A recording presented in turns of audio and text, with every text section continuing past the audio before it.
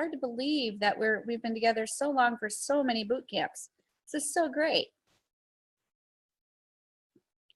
All right, so we're setting up the webinar and going live, and there we go. All right, so I think we're officially live, and this is day 2 of the sales funnel boot camp. And there's some of you guys that are live on Zoom, which is great. We can see you guys. Thank you for coming. And then some of you guys that are live actually on the YouTube channel. And I will be doing my best to keep up with the comments on the YouTube channel. If you do want to comment there, it's a challenge sometimes to keep bouncing back and forth, but I will do my best to keep up with it if I can. And the wonderful thing is I have the beautiful and talented and amazingly intelligent Phoenix with me. And she always helps me out. So Phoenix, if you could help me out today, that would be fabulous. If you want to look at the live version, you can. And if there's any questions, burning questions that pop up, that would be fabulous. If you just kind of go, hey, Shelly, hello, there's a question. Okay, I'll check YouTube as well then. Okay. And if you want to bump me up to co-host, I can let people in as you go along. Well, thank you so much. You are officially co-host. There you go. And that helps me as well. So again, thank you so much. I appreciate it. And Phoenix is one of our people that's working on her certified partner training. She's just about done. She's only got the tasks to go, and she's done a fabulous job. So it's always nice to have Phoenix in here helping out for sure. She's one of our top leaders in Builderall. We're always happy to have her. So today, what are we going to talk about? So Charlie, hang on. Which channel are you on YouTube? Oh, sorry, I'm on the Builderall Boot Camps channel. There's a Builderall Boot Camps channel. Okay, I didn't know that. Yep, it's got its very own channel. Isn't that awesome? Right. All right, so what are we going to do today? Yesterday, we talked about sales funnels in general, right? We talked about the idea of sales funnels. We talked about kind of how they're constructed, the idea of what an upsell is, the idea of what a downsell is, the idea of what a one-time offer or OTO is. We talked about a lot of things that are just beginning stuff about sales funnels. So today, we're going to go a little bit deeper into sales funnels.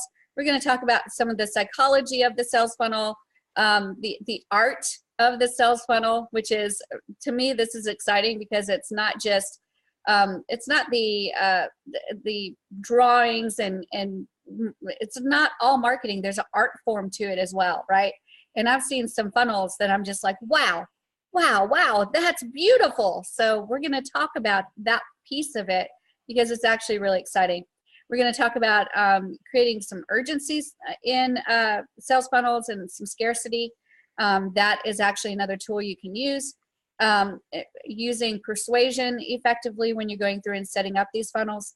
And then of course, how do you hook them? How do you get them into that sales funnel and get them going where you want them to go? So let's go ahead, and then we'll talk a little bit about some of the wacky things you can do with sales funnels, because I'm teaching this, so we're going to get a little wacky. So let's go ahead and get started and just talk a little bit about the psychology of selling, right? So when we talk about the psychology of selling, we have to apply those principles inside of our sales funnel.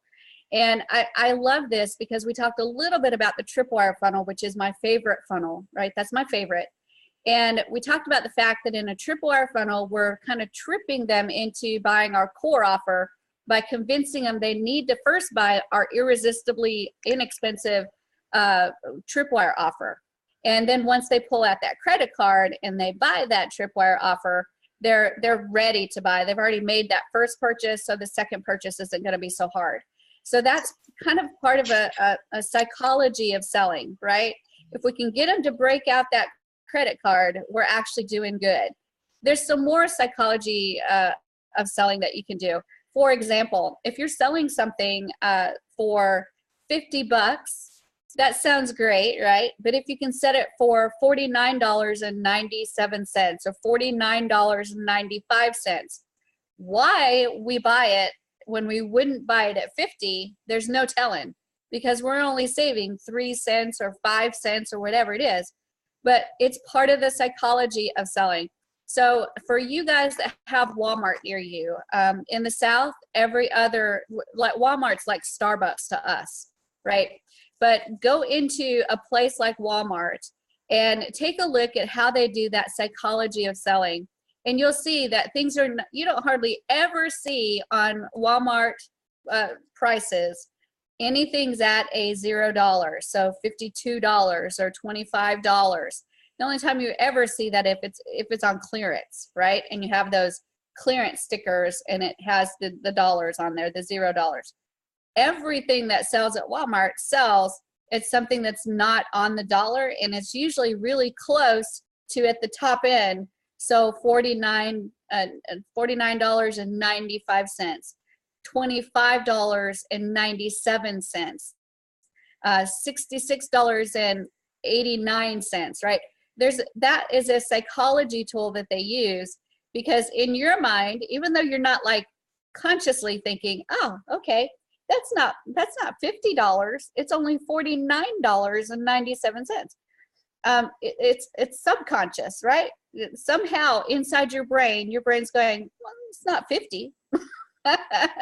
And somehow that justifies you being able to break out the credit card and purchase. So when you're setting up the pricing, you have to think about the psychology of the pricing of your product all the way through your funnel, whether it's the small offer item like a tripwire offer, where you want to sell it really inexpensively. So maybe you want to sell it for 99 cents, $1.99, $1.97, $2.97, something really low, because it's funny, because a $2.97 item will sell better, way better than a $3 item, even though there's only 3 cents difference. How do I know this? Because I actually have books on Amazon, and Amazon lets you set the pricing to whatever you want it to set it. So these little ebooks I can sell for 99 cents, I can sell them for $1.99, $1.29, whatever I want. And consistently, if I set it for $1.99, that's where it sells the absolute best. If I set it for, $2, $3, and I've tested all of this with my books, just to see what that psychology of pricing does.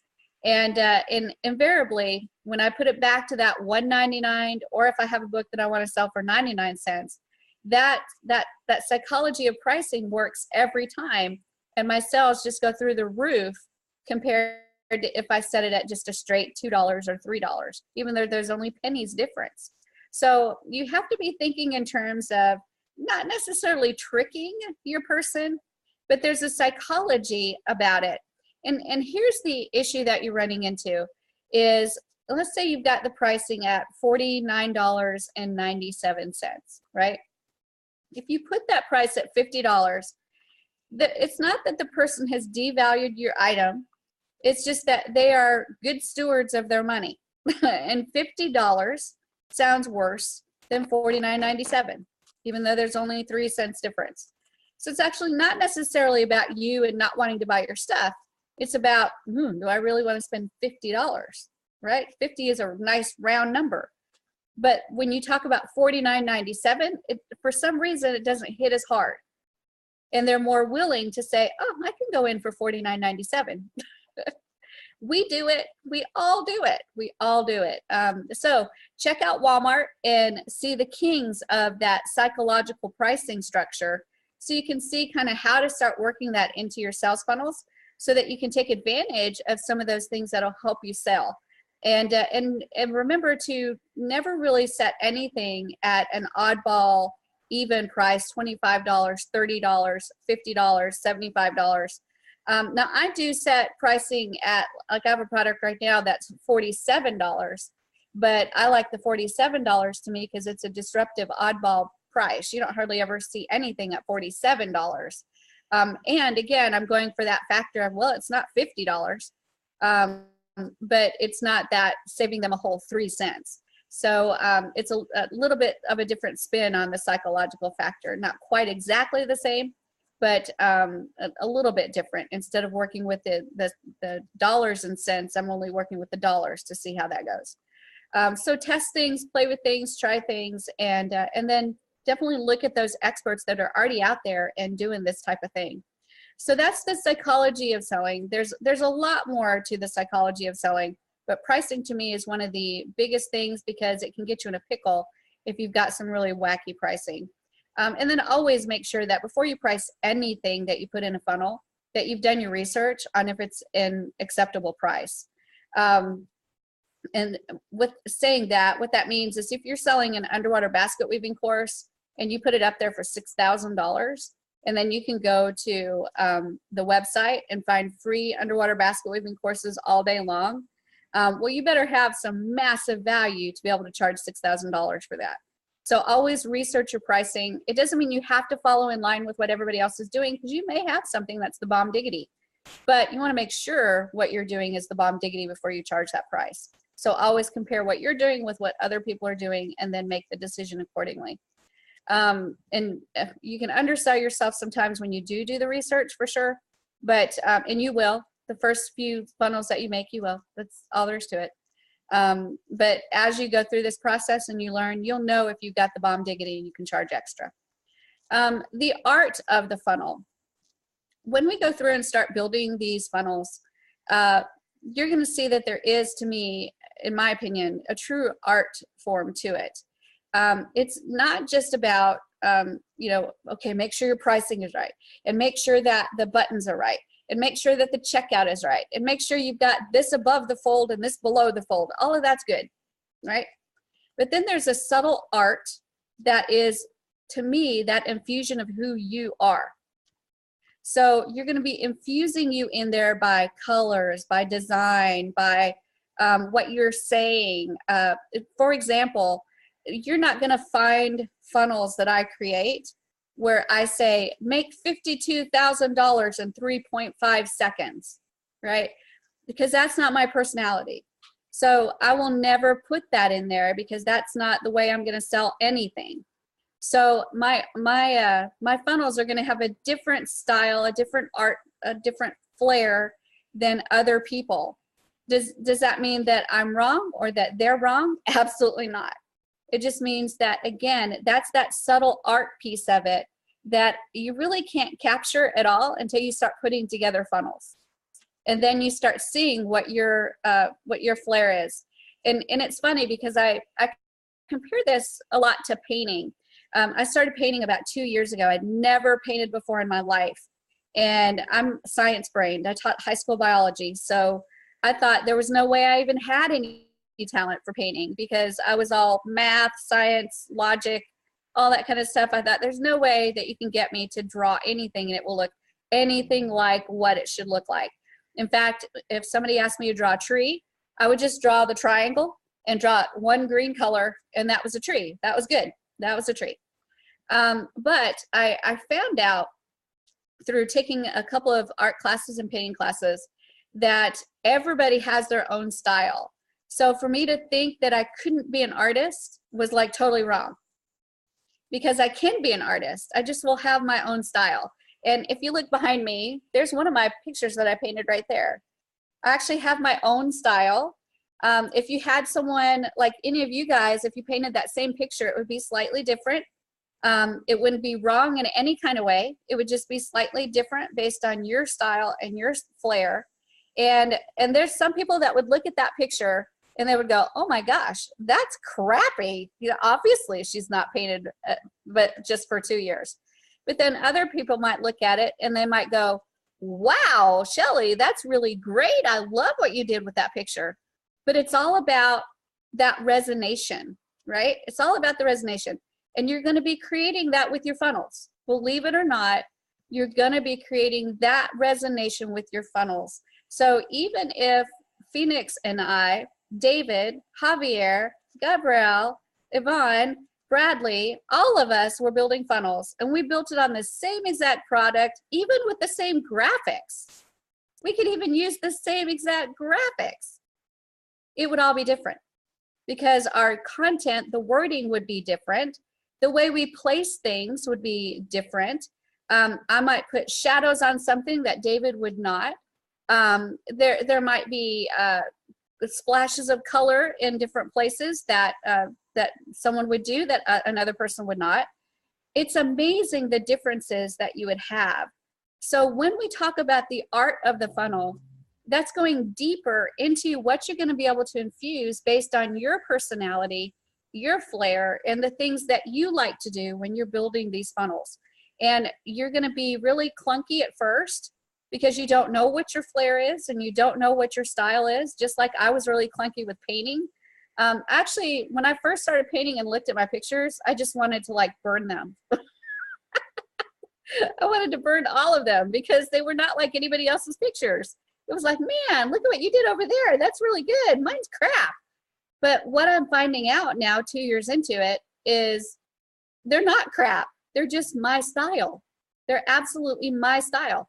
So your funnels are not going to be crap. Let me warn you about that ahead of time. They're going to be your style, and your style is going to go through an evolution as you keep building, and you will actually have a very distinct style for these funnels after a while.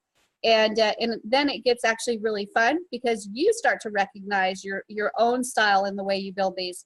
And for those that have been with me a while, through certified partners and through the boot camps, you guys know that I have a very distinct style. Mine is like very clean, very very boxy. It's exactly it, Phoenix. When I grab in my buttons, they're the square buttons, but they always have the rounded edges. Blues are going to always be there. That's just the way it is. And if I start downing myself because of that and start saying, oh my gosh, I don't make them like Phoenix does, or I don't make them like Tyree does, then I'm doing a self-defeating thing, right? Because believe it or not, my funnels work. Even though I've got blue and they're boxy and the buttons are rounded, and they actually work. So you can do this. Put your everything in there. Get the brain juices working, but get that art stuff working too.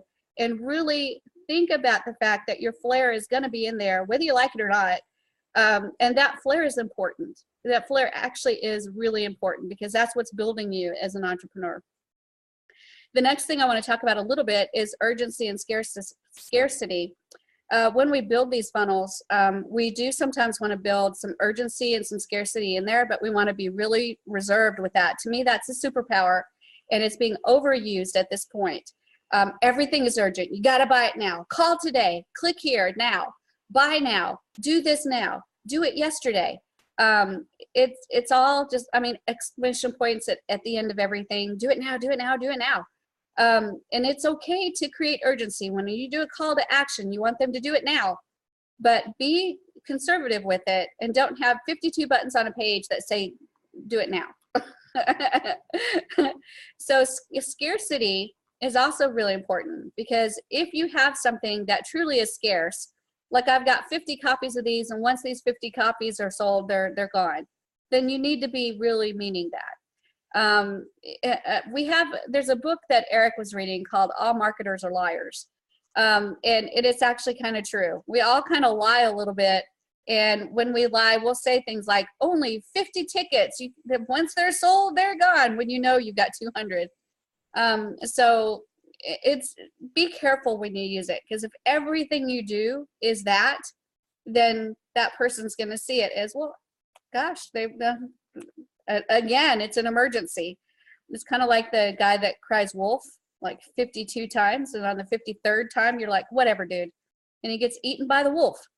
So be careful with that. It is, again, a superpower. Use it if you need to, but don't use it every single time to say, I've got this product, there's only 50 copies, once they're sold, we'll never sell them again. If it's true, do it. If it's not true, maybe think about rewording it differently. You can still create some scarcity, but not the kind of scarcity where the person's fooled again and fooled again and fooled again and fooled again, right? Because again, eventually they're going to be like, I'm not falling for it again, and they'll just click out. So use that superpower wisely. And then, believe it or not, and this is one that I want you guys to really think about, because this was a hard one for me to think about when I first started doing this digital marketing thing. You guys have the power of persuasion. It's another superpower, believe it or not. And when you're building these funnels, you have so much power in the words that you're going to be adding to these funnels. These headlines, these subheadlines, the information about the product. and you will be seen as the expert. So when you are, you always want to do it with the greatest integrity, right? Again, I go back to that book that says all marketers are liars. Really try hard not to be the marketer that's the liar. Use your sense of persuasion for them to buy this product because they need it, because it's actually able to do effectively all the things that you said it could do. So if you've got an ebook that's on underwater basket weaving, don't promise that it can solve world hunger. If you buy this book, it will solve world hunger too. You know, it won't. So always use the information that you put on your website and in your funnel in a very in a way that you protect the integrity of not only your funnel but yourself. And again, it all goes back to that know, like, and trust factor, right? If you're trying to persuade them to buy something and you're over inflating what this product can do inside this funnel, and so you're persuading them to buy this because it's going to solve world hunger, it's going to provide world peace, we're going to go to one world government, the environment's going to be saved, and everybody's going to be able to live in utopia. And of course, I'm exaggerating, but you've seen these kind of websites, right? Where you go in and they're like, you get this, and every single bullet point is exaggerated to the point where you're like, it's not even true, right? There's no way that it can do all of that and be a bag of chips. So the reality is that you can still use those powers of persuasion, but do it in a way that is you protect your integrity and you protect the product integrity. And Phoenix made a comment that is important. The integrity of your online reputation is gold. Protect it, mean what you say, do what you promise, no more, no less. And I love that, Phoenix. And the other thing that I say often is under promise and over deliver. So if there's anything that you're doing when you're selling your product and you're doing that power of persuasion as you're building your sales funnel, creating your content, I would always tell you under promise to that customer, and don't under promise as in, yeah, we'll do our best to help you. That's a little under promising, right? That's like under promising. But put in there what the product can really do. Don't do a bunch of fluff, just noise type stuff. And you'll get advice from people that say when you do a sales page, it has to be 63 miles long. And so when you're doing a 63-mile long sales page, you tend to overinflate things, right? Because you're running out of words, you don't know what more to say. So you overinflate things. Keep it simple, straight to the point, keep that integrity in there and talk about your product, under promise, and then over deliver. So when they do buy the product, it's actually more than what they ever imagined it could be based on what you said on that sales page. To me, that is definitely protecting the product, definitely protecting your reputation. And what's going to happen is the people that buy from you will buy from you again, because now they know you as a person that when they went through that sales page, you were no fluff, no muss. It was straight to the point. This is the product I needed. I bought it, and it was way better than I thought it was. Is that easy to do? No. Nope. You're not going to get it right the first time. You will not. But as you progress, resist the urge to overhype. And why do I say this? How many of you guys have been in a funnel within the past week that you felt that the item was overhyped? Anybody?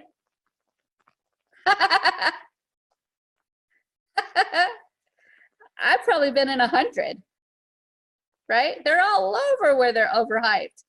And what's happening is the market itself is just getting so bogged down with the overhype that they don't trust anything anymore, right? They just don't trust anything anymore.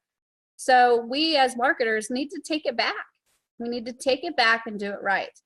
And so when you do it right, that means try your best not to overhype. Keep that integrity in there. Use your power of persuasion. It really is a superpower.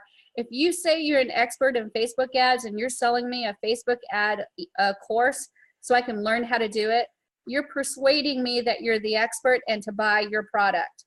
I have to trust you that you're not overhyping it and you're just full of crap, and what you've done is taken somebody else's information, rehashed it, and put it into a course, right? And that's what's happening, guys. That's what's happening, is people are taking other people's information. They've never done Facebook ads ever. They're hyping it up. This is the answer. This is the thing. This is going to make you $1 million in 2 days. Just watch these videos. It's on Facebook ads and you're going to do it all for just $2.95. Do it, do it, do it. It's so much hype. And so the people fall into it, and they fall into it again, fall into it again. And pretty soon they bought 20 things that really aren't anything. They can't do anything with it. So it's your choice to take it back. You can go the hype route if you want to. I mean, I won't ever actually go in and stop you from doing it. But my position is, my thoughts are, we have the power to take it back. And to put that integrity in there and use your superpower of persuasion, you can do it. And then one of the last things that I want to tell you about funnels is the main piece of the funnel, the main areas that you'll focus on when you are creating any funnel. And that is what your hook is to get them into the funnel, what your headline is to keep them on the page, and then the framework or skeleton blueprint of the funnel to send them straight through the path to get through that funnel. So your hook, your headline, and then the path. Write all that down, because those are the main structures of any funnel. Hook, how are you going to get them there? Headline, how are you going to keep them there? And then the path, where are you going to send them? Hook, headline, and path. HHP. And in this process of hook, headline, and path, what we're trying to do is first bring awareness about you, your company, your product, your service. We're trying to create an interest. We're trying to help them make a decision. And we're trying to encourage them to take action on that decision. So when we go for that hook, headline, and path, what we're working on is awareness, interest, decision, and action. Those are the things that we want to happen with the people that enter our sales funnel. So when we start building, we're going to actually look at those things. We're going to look at the hook. What's the hook to get them there? We're going to look at some headlines to see what are some good headlines to keep them on the page. And for everybody, that's going to be different, right? Don't fall into this trap of, I've got these 65 best headlines that are going to make you $1 million. Well, yeah, they might be the 65 best headlines that are great to keep Javier on the page, but not Shelly on the page, right? So don't fall into that trap either, because again, that's all style. Everybody's different. There's not going to be one size fits all for the perfect headline to solve everybody's problem of keeping somebody on the page. And then of course the path is going to change depending on what the sales funnel is. So if you're creating just a lead magnet funnel, the path is going to be different than if you're doing a full tripwire funnel, which is different than if you're doing a webinar funnel, which is different than if you're doing an invisible funnel or a reverse funnel or a squeeze page. So all of that is all changeable. And that's why I will tell you always, there is no one single course that can give you all the answers. There's courses that can give you ideas, but your answers are going to come from doing it. Your answers on how sales funnels work and how you want to build sales funnels is actually going to come from actually doing it, right? The action part is the actual place where you learn. All the others is just kind of ideas. But again, when you talk about putting your flair in there, your personality, your style, and then learning about how to hook them into your funnel, what are your best headlines that you like that attract the people that you resonate with? What path do you want them to go through for your funnel? What do you want them to see? How are you going to create awareness about your product? How are you going to create interest about your product? How are you going to convince them to make that decision to take action? Every one of us in here will do it differently, because we're all very different in the way we think about our product and our business. Okay? So now let's talk about, oh, David, go ahead. It's a bit like what Gabriel was talking about last week, the avatar. What avatar do you want to be? Mm-hmm. You can be the hypey avatar if you want it, but as Otto or Bradley, their responsibility is in my book as well, and respect as well, right? Right. So yeah, we're good. Let's be professional about it. That's the best way to put it, you know. Right. Instead of all this hypey rehashing and yeah. Anyway, right. Well, and David, I think you hit on something that it's probably one of my pet peeves, and that is that there's all kinds of ebooks out there. There's courses out there that'll tell you, I'll teach you how to do the perfect headline, or I'll teach you how to do the perfect sales page, or I'll teach you how to do the perfect so-and-so. But again, I keep going back to that. Yes, take those courses and learn the tips and tricks that they have. But to me, there is no one answer because everybody's so different. So what you take out of those types of courses is going to be different than what I take out of the course. And I may get the structure of a headline right, but the words that go in there are going to be so different than somebody like that does the make $62,000 in 3.5 seconds. They're okay with that. And again, I'm not calling that bad. That's just another way to do sales. But that would not be a way that I would do it, because that's a personal choice. So each person is going to be different in the way they do things.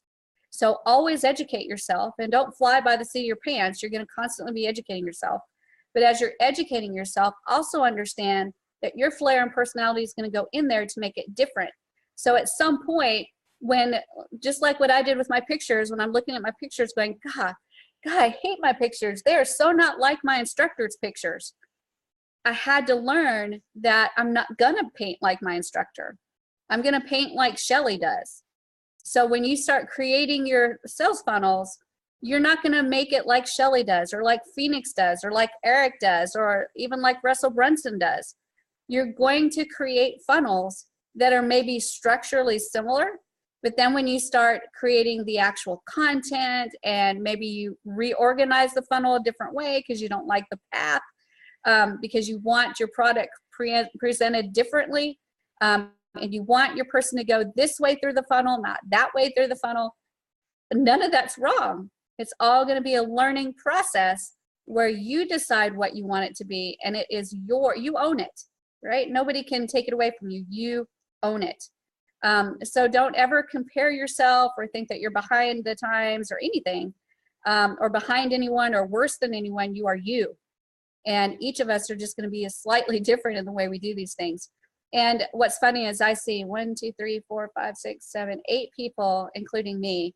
And again, if we worked on the same exact funnel for the same exact product, and we even said, here's the blueprint, make this blueprint, they would be so drastically different that honestly people would go look at them and may not even know they were the same exact assignment, right? They'd see it was the same product, but they may not realize it was even the same exact assignment, because there'll be so much flair of our own personalities in each one.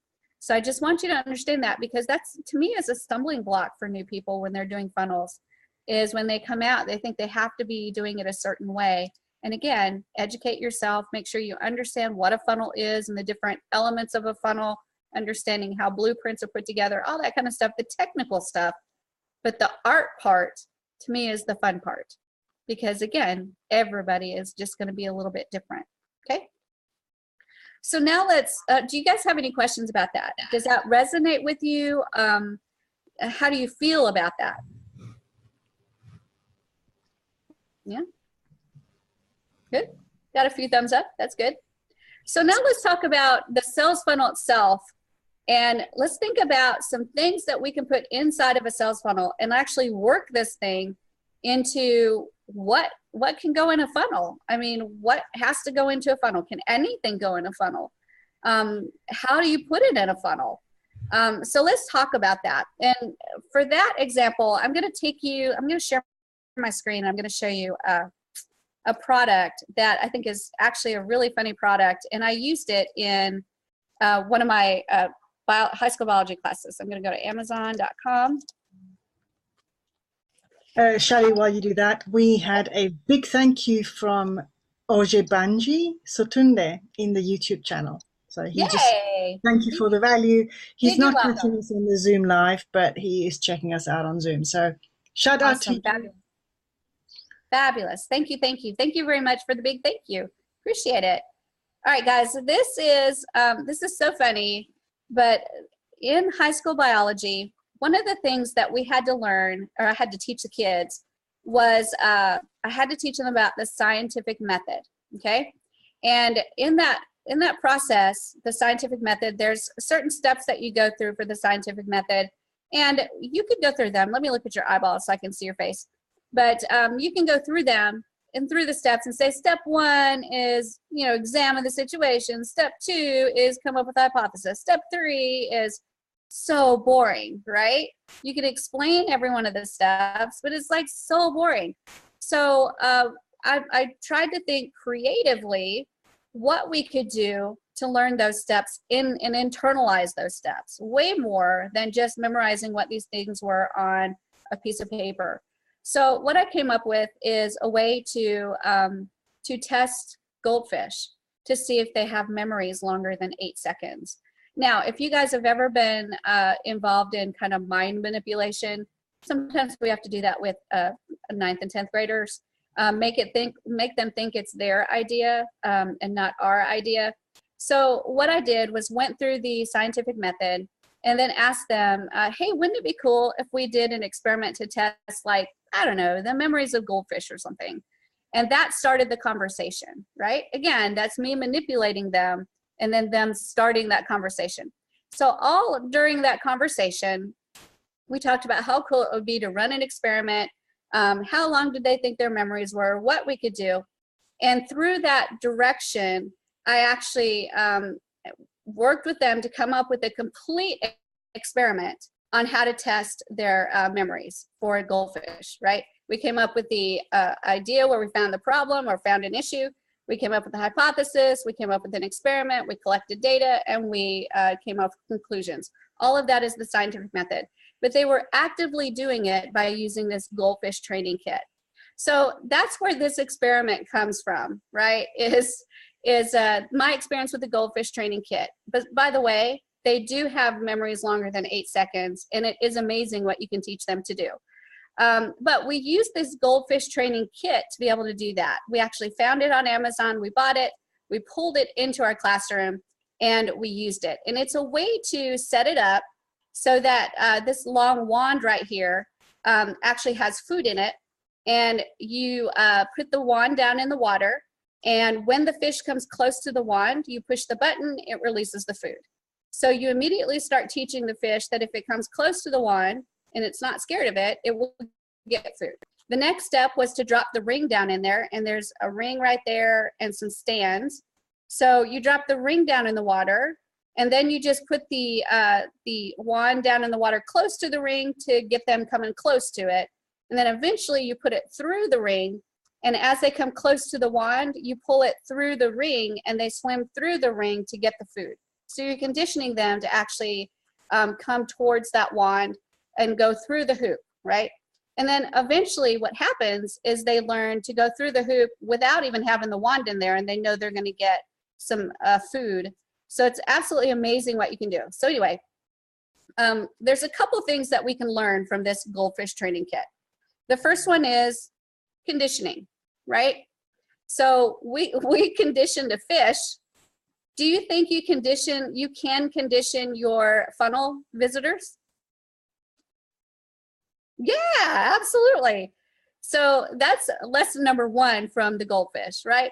But lesson number 2, can we put this item into a funnel? Can a goldfish training kit go into a funnel? Yeah, you think so? Yeah, let's think about how we could do it, okay? So let's think about this goldfish training kit as being maybe what's called the front end offer, okay? That means it's the first offer that I'm gonna offer as an item for sale. But before I offer this, maybe I've got an ebook that I can offer that I can trade for an email and a name. So I'm gonna create maybe an ebook that says something like the amazing memory of fish. And maybe talk about how fish have memories of more than 8 seconds, and you can actually train them to do things. Isn't it amazing? We've heard stories of people training people to swim through fish to swim through hoops. We've heard stories of blah, blah, blah, maybe have some pictures of all that happening. So you're conditioning them already to think about training fish, right? So we give that book away in the opt-in, and we get their email and their name. Then we can send them to that front end offer, which is the actual training kit, right? So that's our first thing inside our funnel to sell, is the training kit. So now let's say that they buy that, that training kit. What can we offer them next that might be an upsell? What do you think? I would sell them a fish tank with all the goodies. That's a great idea. Oh my gosh. Yeah. So the next step is, now you've got a kit. Don't you need a fish tank? So you can actually do a fish tank with all the stuff in it, right? Or you could go a different direction. Instead of selling them the physical stuff, you can go a different direction and sell them maybe videos, right? So you can say, now you've got the kit. Let me sell you a whole package of videos that'll teach you how to actually go through and use this kit effectively, right? So we can go either way. We can do the physical products, or we can do like a set of digital products. And then what else can we do? Is there anything else we can do? You can give them personal coaching, like work with me one-to-one if you have a stubborn, stupid goldfish. That's it. Oh my gosh. So listen to what's happening is just on a basic goldfish training kit, we've taken that single product that is actually almost an unbelievable product, right? It's like, really, a goldfish training kit? You can train a goldfish, seriously? But you can create a fully fleshed out sales funnel from that goldfish training kit, right? You can say the free offer is a free ebook to talk about, wow, did you know that you could train fish? And then you've got the front end product, which is the goldfish training kit itself. It's like, yep, you sure can. Here's how you do it. And then you're like, oh, well, we know that you've got a stinker of a goldfish. Let's get you some videos so that we can really help you understand how to learn how to train this goldfish. And then, oh, you got a really, really stinky fish? Let's do some one-on-one coaching so that we can really get you in there and train that goldfish. Or go the other direction and say, hey, you need a tank and accessories and all that kind of stuff. Well, then maybe we need to put you on a recurring payment for another upsell that's for food and cleaning supplies for the tank and all that kind of stuff. The food is evergreen. Yeah, there's so many directions you can go with this that it's absolutely unbelievable what you can do with a goldfish training kit. Phoenix? And then you can also add the annual goldfish training competition event. Blah, blah, get your trophy. You know, you've got the smartest goldfish. There's so much. Enter your video for the big prize. There you go. I can see it as even having like a membership area where, you know, goldfish trainers of the world unite and join each other in trading ideas about how to train your goldfish. There's so many things that you could do with it and have so much fun with it. Facebook pages, Instagram, Pinterest. Special guide, do the dorsal fin and there you go. other little things. There's so many. Like the only thing that would stop any sort of a funnel there is your mind. Right. And then comes all the merchandise, you know. Merchandise. Get your sticker, get your cell phone cover. My phone cover. Oh my goodness. It's endless. It's endless, Phoenix. It's endless. Even toilet paper. Even toilet paper, that's right. So the idea behind this exercise, this thinking exercise, is for you to understand that there is actually, to me, no limit to a sales funnel. But there needs to be a sensibility. I mean, you don't want to do a 20-step funnel. You're going to lose the people. That's true. And when you're sending them through a funnel, there has to be some consistency as well. Because obviously we don't want to sell a goldfish training kit and then in the very next page send them a real estate purchasing guide. Yeah, but maybe at some stage in the funnel, send them back to your blog where you have all the items on one page. Yes, so you're not sort of shoving it down their neck. You're saying, oh yeah, I can have a look at that. It's all on a page and you can have a look at it and I'd like to buy that. Bradley added how to exercise your fish. So that could be another upsell. So you guys can see the value of this. It's so much fun. So here's what I want you to do. I've pretty much covered what I wanted to do today. I wanted, again, to keep it short and keep it simple. You guys got hopefully a bunch of great information to think about. But here's your homework. I want you to find an oddball item like a goldfish training kit. Don't use that one though, it's already been used. And I want you to flesh out and think about what kind of funnel you can build with that item. So think of an oddball item, flesh out your idea of what you could do for a sales funnel. Robson? Yeah, I don't know if you mentioned though, aren't you supposed to find an audience first for that particular niche? Yeah, because you you can. want to bring everybody, you know. We're spitballing right now. We were absolutely spitballing. I'm going ahead of time here. Yeah, no problem. Yeah, if you're working in a niche, then you want to definitely focus on that niche and putting products in there for that niche. We're actually just wide open spitballing for sure, because I want you to see that what happens is there's a lot of people that like they'll be like, oh, I have a such and such. I just don't think that could ever be in a funnel. I can't even see how that would go in a funnel. What I want you to be thinking is anything can go in a funnel, and you can create a funnel where everything is related. Upsells, downsells, OTOs, front-end offers, tripwire offers, core offers. All of those ideas can be implemented when you think about that item. I can't think of really anything besides like death that you could put into a funnel that you can expand into a full-blown funnel. That you can do. Even that, yeah, because you can sell caskets and funeral things. Little urns as well. I have urns. There you go. Yeah. There you go. So yeah. So that's what I want you to do is I want you to put that creative hat on, find a really oddball product, and you guys know me well enough now. Anything goes, and see if you can put that into a funnel. And I'll tell you a funny thing. I'll tell you what mine's going to be. You can't steal it. I'm going to start from scratch. I have not thought about it enough to say I've already got it all figured out. But yesterday or the day before, I got an Amazon package in, and I'm a member of Amazon Vine, which is a program that allows you to test products and then do reviews. And I got a product in that cracked me up. It is a pregnancy test. Was it something you're not telling us? I am 52 years old. I've been spayed. I've had 5 children. Jeez. So when I got and it was 2 of them. It was a kit that had 2 of them in there. So I'm actually going to do the exercise myself with those 2 pregnancy tests to see if I can come up with a complete interesting funnel on how to promote a pregnancy test. What would be my opt-in? What would be, you know, that would be the front end offer? What would be my OTOs or my upsells or downsells? How could I do that? So I'll be doing that with you guys, because to me, this is one of the most fun parts of the sales funnel, is putting it together, thinking about how you're going to build the sales funnel. So you guys, I challenge you to do that tonight and find something wacky, have fun with it. And then we will talk a little bit about it tomorrow before we actually start going into the Pixel Perfect Builder and looking at all of the things about the Pixel Perfect Builder, and then start actually building some funnels. Okay? You got it? Mm-hmm. Are you excited about your homework? Good. Yes. Good idea. Best of luck this afternoon with that thing you're getting done. Right? You'll do the finest. Very good clarity. Got a lot of ahas. Awesome. Oh, good. I'm so glad, Gabriel. Ahas are wonderful. They're just fabulous. I'll try to get you some more tomorrow, okay?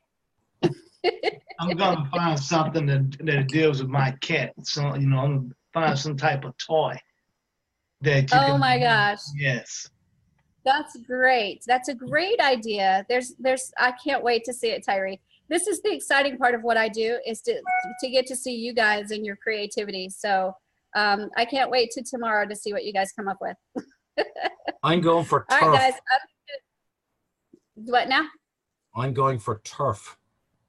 For turf. Okay. T-U-R-F. Good deal. And we cut it in Ireland, and it's the farm. Well, a lot of people use it to heat their houses during the winter, right? Oh yeah. Yeah. And what they've done, Bradley knows what it is. What people have done is they've cut them into small little pieces, and they sell it online. Oh wow! Just for the smell, of it. Yeah. So I'm just thinking about that on stupid Irish little things that people spend their money on, even Irish water. Wow. Crazy what people Look, buy. they do that on, if you go to Fiverr, you'll actually see gigs where people will sell bottled sing a song. air.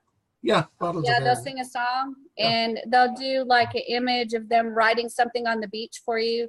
Lots of creative stuff. So yeah, gosh, there's so much, guys. It's unlimited. So just get that brain just kind of expanding a little bit, and the most important thing, have fun with it, because this is what's going to put you set for building sales funnels. If you have fun and you see how wide open and how much potential there is to just do anything with it, then you will be able to do that, right? If you close it down and you think, oh, I'm just not real sure, then you will never be sure.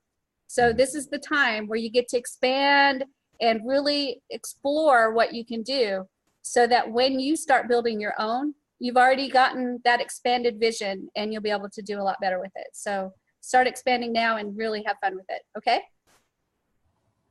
All right, guys, I will see you tomorrow. Wish me luck on my root canal. Uh-oh. Bye, guys. Bye-bye. Have a Finest, great take care. day. Good luck. All the Relax, best. enjoy. Hey, put on the headset when you're there. Don't I listen will. to the drill.